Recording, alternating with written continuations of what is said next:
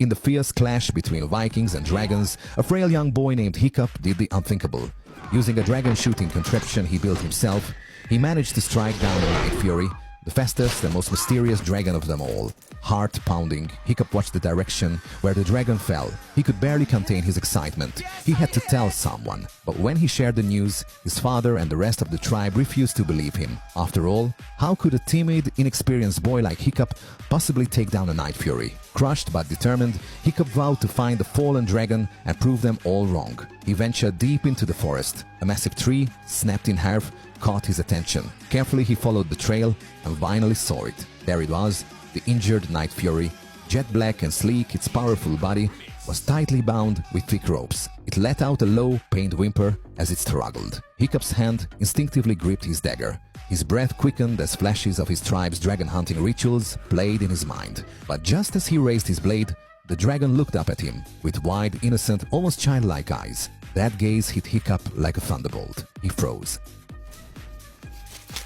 Before he could react, the dragon lunged and slammed him onto a rock. In the tense, wide-eyed standoff between boy and beast, something shifted. The dragon let out a warning growl, but didn't strike. Instead, it turned and flew off. Hiccup, stunned by the encounter, fainted on the spot. The next day, Hiccup returned to find the Night Fury again. This time he discovered it trapped in a small mountain basin. Its tail fin had been torn, making flight impossible. A wave of sympathy and curiosity washed over him. Hiccup decided he would help the dragon fly again. He pulled out his notebook and pencil, intent on sketching the dragon's tail and designing a replacement fin. As he focused, scribbling and thinking, a gust of wind suddenly blew his pencil into the ravine. His heart skipped a beat. Sensing the movement, the Night Fury looked up at him, its eyes filled with something unexpected, fear. That timid glance only deepened Hiccup's resolve. That night back home, he eagerly flipped through books about dragons, searching for anything on Night Furies. But to his frustration, there was nothing, not a single entry. Still, he wasn't giving up. The next day, he returned to the gorge with a fish in hand. The dragon crept out from behind a rock and cautiously approached. Just as it was about to eat, it caught sight of the dagger on Hiccup's belt and recoiled. Hiccup quickly tossed the weapon aside and gently offered the fish again. That's when he noticed. This dragon had no teeth. Surprised, Hiccup muttered, and in that very moment, the dragon's teeth popped out from its gums, snatching the fish in one quick bite.